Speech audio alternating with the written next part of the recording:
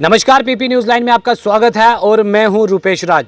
Irrigation flood control की बात कर रहे हैं तो लंबे समय से ये लोग जो है वो प्रदर्शन कर रहे हैं अपनी मांगों को लेकर, लेकिन आज तक कोई भी सुनवाई जो है वो इनके साथ नहीं हुई है और कोई आश्वासनों के सिवा इनके पास फिलहाल कोई भी ऐसी चीज़ नहीं है जो अपने घर वालों को बता सके कि हमें रेगुलाइज किया जा रहा है या हमें हमारी सैलरी में बढ़ोतरी की जा रही है। सिर्फ इनके पास आश्वासन है और ये तमाम डेली वेजर है। इससे बातचीत करेंगे कि आखिरकार क्या इनका कहना है।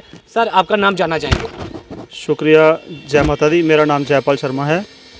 इरिगेशन कम्प्लेक्स में हमें आज 181 डेज़ हो गए हैं बैठे हुए। रुपेश जी, ये बहुत ही दयनीय स्थिति जो है इस वक्त डेली बेजरों की बनी हुई है।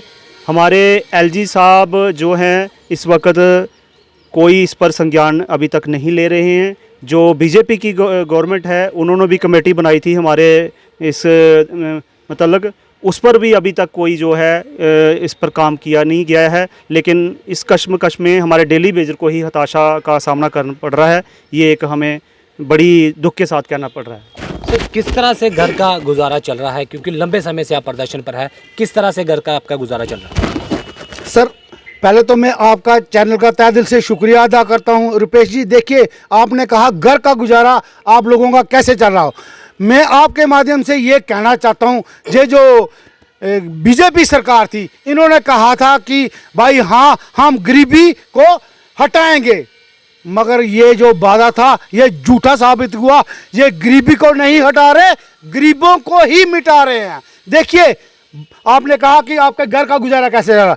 इतनी महंगाई में 9,000 से क्या गुजारा जो घर का चलना ये मुमकिन बात है। मैं आपके माध्यम से ये कहना चाहता हूँ, देखिए, इतनी महंगाई हो चुकी है। जो सिलेंडर था ये 1100 रुपये और जो आटा है ये 42 रुपये किलो है। और ये जो सरसों का तेल था, आम गरीब लोग जो अपने देवी देवताओं की पूजा करता था वो भी दीपक जला सकता था, ये 230 रुपये किलो है। मैं आपके माध्यम से ये कहना चाहता हूँ, ये कहाँ का इंसाफ हो रहा है। और आपने मुझसे कहा कि भाई हाँ, आप हमें ये बताइए कि आपका गुजारा कैसे हो रहा। इतनी महंगाई में गुजारा करना नामुमकिन की बात है। अब क्या करें, अब तो हम मजबूर हो चुके हैं। इतना समय डिपार्टमेंट को दे दिया। मैं आपके माध्यम से ये कहना चाहता हूँ, माननीय एलजी साहब के आगे हाथ जोड़ के ये अपील है, अगर फैसला करना है तो जल्द से जल्द करो, क्योंकि ये समय निकला जा रहा है। हम भी आपके भरोसे के ऊपर कायम बैठे हुए हैं। आपने 26 जनवरी में अनाउंस किया था कि ये जो अस्थाई कर्मचारी है, आज तक उसका कोई भी हमें जो रिजल्ट है अभी तक रुपेश जी दिखाई नहीं दे रहा। मैं आपके माध्यम में लास्ट में ये कहना चाहता हूँ, अगर इन्होंने कुछ करना है जल्दी से जल्दी जहाँ तो हमारे हक में फैसला करें, नहीं तो हमें बाहर का रास्ता दिखाएं। फिर हम देखेंगे आने वाले समय में ये जो 61,000 डेली वेजर है ये क्या करेगा जी। हर बार आपके साथ बड़ा कोई लीडर नेता आपसे मिलने आता है और आश्वासन देकर आपको हटा दिया जाता है। आप कहते हैं कि जब आने वाले दिनों में हम बड़ा प्रदर्शन करेंगे। आखिर कब तक ये लड़ाई जो है वो चलती रहेगी? देखिए रुपेश जी, सबसे पहले मैं आपका शुक्रिया अदा करता हूँ मीडिया वालों का, जो हमारी आवाज़ सेंटर तक पहुंचाते हैं और स्टेट तक भी पहुंचाते हैं।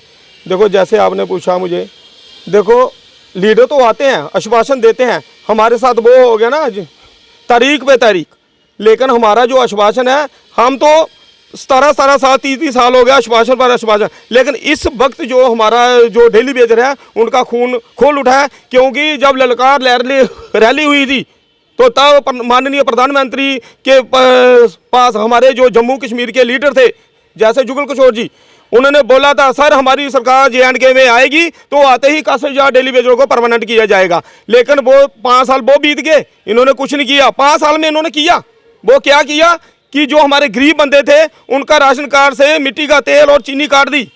अब जो आगे 5 साल थे, हमने फिर जताया कि मोदी साहब अच्छे हैं, प्राइम मिनिस्टर अच्छे हैं, लेकिन हिंदुस्तान की बात करते हैं। आते ही इन्होंने क्या किया, राशन कार्ड से जो BPL हमें मिलता था डेली बेजरों का वो काट दिया। लाडली बेटी का फॉर्म भरता था, इन्होंने बोला कि उनकी जिनकी सैलरी साल की 72,000 रुपया होगी उनका लाडली बेटी का फॉर्म लगेगा, जिनकी 72 से ऊपर होगी उनका नहीं, वो भी काट दिया।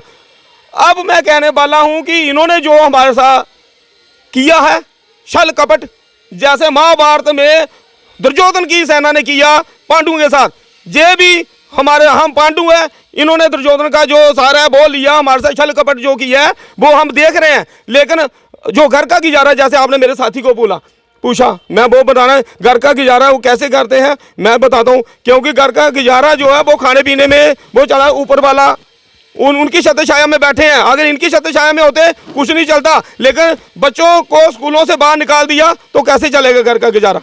वो तो है ना सर, ये तो आप ही सोचते हैं। डेली बेसिस के बच्चों को स्कूलों से बाहर निकाल दिया तो हम अपने बच्चों को कैसे आगे शिक्षा दे सके?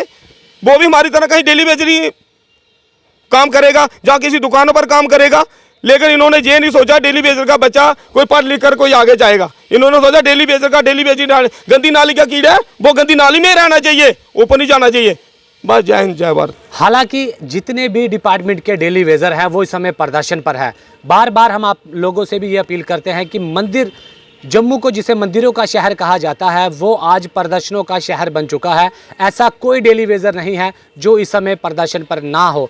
क्या इरिगेशंस की बात करें, क्या पीएचई की बात करें, क्या स्टेट डिपार्टमेंट की बात करें, और भी जितने भी एम्प्लॉयज़ हैं वो इस समय प्रदर्शन पर है। लेकिन आज जो हमने बात यहाँ पर की है इरिगेशन और फ्लड कंट्रोल के डेली वेजरों से, कितना दुख था, कितना दर्द था, जो हर बार हम आपके सामने लाने का प्रयास करते हैं। लेकिन यहाँ के जो 25 के 25 रिप्रेजेंटेटिव हैं हमारे बीजेपी के, इन्होंने उनसे भी ये रिक्वेस्ट की है कि आप लोग हमारे 25 जो विधायक जीतकर यहाँ से गए हैं, ये हमारे लिए आखिरकार क्यों नहीं सोचते? क्योंकि हमने इनको इसीलिए जिताया थी ताकि ये लोग हमारे लिए सोच सके, ताकि हम भी अपने बच्चों का जो है पालन पोषण जो भी है वो अच्छी तरीके से कर सके। इसी तरह की कोई भी और भी अपडेट हमारे तक पहुँचेगी तो ज़रूर आप तक पहुँचाने का प्रयास करेंगे। देखते रहिए पीपी न्यूज़ लाइन जम्मू से।